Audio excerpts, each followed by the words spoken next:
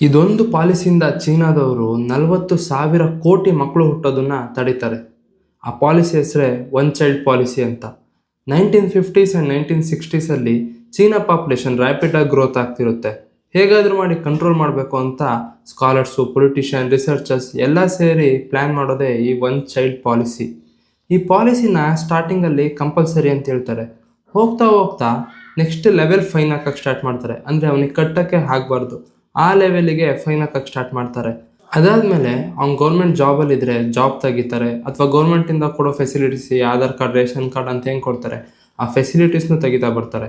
ಹೋಗ್ತಾ ಹೋಗ್ತಾ ಇದನ್ನು ಫೋರ್ಸ್ಫುಲಿ ಇಂಪ್ಲಿಮೆಂಟ್ ಮಾಡೋಕ್ಕೆ ಸ್ಟಾರ್ಟ್ ಮಾಡ್ತಾರೆ. ಆಸ್ಪತ್ರೆಗೆ ಬಂದು ಫಸ್ಟ್ನೇ ಡೆಲಿವರಿ ಆದ ತಕ್ಷಣ ಅಲ್ಲಿನ ಹೆಣ್ಮಕ್ಳುಗಳನ್ನ ಸ್ಟೆರಿಲೈಸ್ ಮಾಡ್ತಿರ್ತಾರೆ. ಇದೇ ಕಾರಣಕ್ಕೆ ಎಷ್ಟೊಂದು ಜನ ಹೆಣ್ಮಕ್ಳು ಟ್ವಿನ್ಸ್ ಬೇಕು ಅಂತ ಫರ್ಟಿಲಿಟಿ ಡ್ರಗ್ಸ್ ಎಲ್ಲ ತಗೊಳಕ್ ಸ್ಟಾರ್ಟ್ ಮಾಡ್ತಾರೆ. ಆದ್ರೂ ಈ ಟ್ವಿನ್ಸ್ನು ಕೂಡ ಈ ಚೀನಾ ಗೌರ್ಮೆಂಟ್ ಒಂದಾಗಿರೋಕ್ ಬಿಡಲ್ಲ. ಒಂದ್ ಚೈಲ್ಡ್ನ ತಗೊಂಡ್ಬಿಟ್ಟು ಬೇರೆ ದೇಶಕ್ಕೆ ಅಡಾಪ್ಟೇಷನ್ಗೆ ಅಂತ ಸೆಲ್ ಮಾಡ್ತಿರ್ತಾರೆ.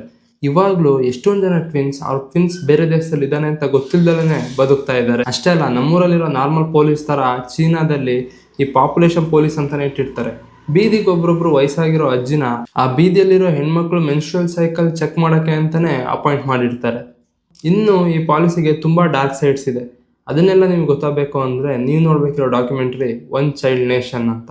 ಅದ್ಭುತವಾದ ಡಾಕ್ಯುಮೆಂಟ್ರಿ. ಇದೇ ರೀತಿ ಅದ್ಭುತವಾದ ಫಿಲ್ಮ್ಸ್ ಅಂಡ್ ಡಾಕ್ಯುಮೆಂಟ್ರಿ ರೆಕಮೆಂಡೇಶನ್ಸ್ಗೆ ಫಾಲೋ ಮಾಡೋದು ಮರಿಬೇಡಿ. ಆ್ಯಂಡ್ ಈ ಡಾಕ್ಯುಮೆಂಟ್ರಿ ನೋಡಿ ನಿಮಗೇನು ಅನ್ನಿಸ್ತು ಅಂತ ಕಮೆಂಟಲ್ಲಿ ತಿಳಿಸೋದು ಕೂಡ ಮರಿಬೇಡಿ.